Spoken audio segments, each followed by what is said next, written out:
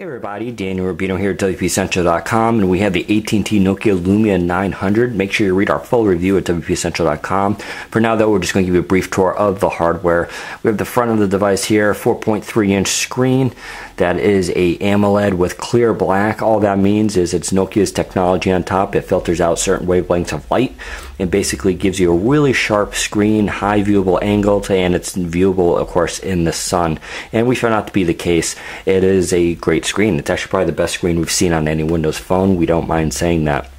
Over here you have a 1 megapixel front-facing camera with an f2.4 aperture. Easily one of the best front-facing cameras we've seen on any Windows phone. It's much better than the Titans and the Focus S. Of course, we have the capacitive buttons here. They are not lit up unless you touch them, and then they'll toggle back off again. Now, that's different behavior than the Lumia 800. We imagine they did this to save battery life. We kind of like it. They did stay on permanently, but that is a trade-off. They could perhaps change that later in a different firmware. We'll flip the device around, and of course there we have the Carl Zeiss f2.28 megapixel camera. It's a good camera. It's not the best, but it is pretty solid. If you take photos during the daytime and outside, doing a lot of where it's well lit, it easily gives amazing photos. Color rendition is perfect. White balance is nice. And so in that regard, it's really good. You also have a dual LED flash. Now, where the camera starts to fail is in low light conditions. That's because it doesn't have a backside illuminated sensor. It's a front side illuminated. I wish Nokia would embrace that. The Titan, Titan 2, radar, and of course the iPhone all use backside illuminated sensors, and that really helps getting more light onto the camera itself so that you get a brighter picture with less noise. But we said that, you know, for most people this will be a really good camera, and it is. On top here we have the port for the headphones, of course micro USB. There's also a little microphone up there. And then over here is the micro SIM slot, which requires a little tool to open it. All very high quality, by the way. A nice little metal ring on here, just really solid ends. Switch to the back here, or sorry, the bottom, we have the speaker grill.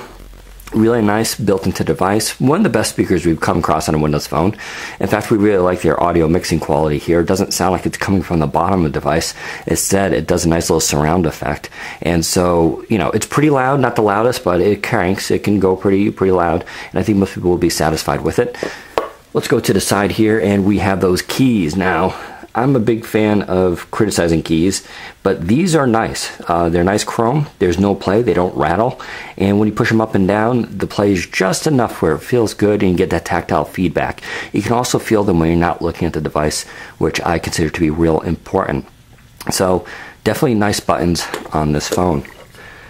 Now, as far as software goes, this does come with a bunch of AT&T apps and installed. I've already removed a couple, and that's what's cool about Windows Phone. If you don't like them, you just press that, uninstall, yes, and they're gone from the device. That's it. If you want them, go back to the marketplace, which we can just do right here,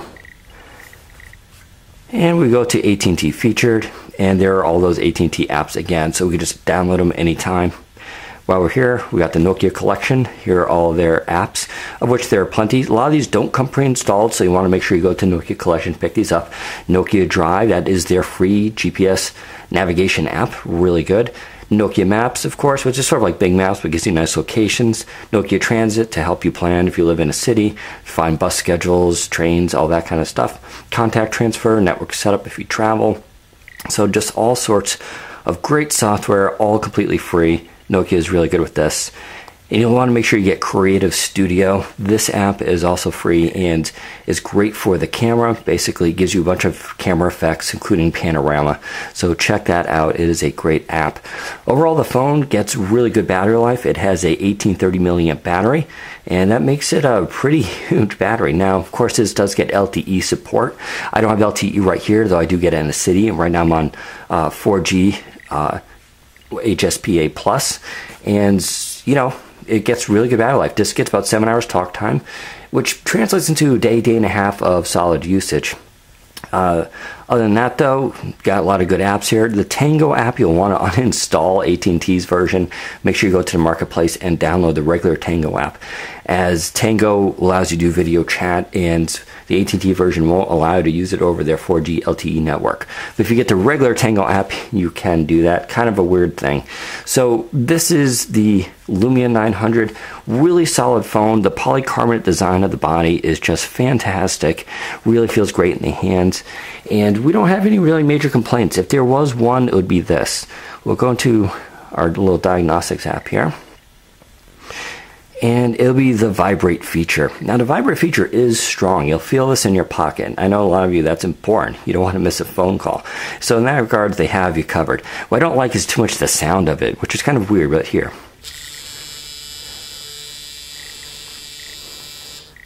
Basically, it sounds like an electric razor going off. I don't know why that is. It's just the way the vibrate feature works on this phone. It's the same on other 900 devices. I've tested it. It's not a deal killer. It's just one of those little annoyances, just like how I sort of wish, they use a BIS sensor. Other than that though, not too many complaints here. It is powered by a 1.4 gigahertz CPU with 512 megs of RAM, 16 gigs of storage, out of which 13.6 are available when you turn on the device for the first time. That should be ample for most people. Plus you have SkyDrive support with 25 gigs of online storage, and that's all for free. So there you go, AT&T Nokia Lumia 900 hits the market on April 8th for $99 on contract, or $450 without one. Go to WPCentral.com, read our full review. Take care, everybody.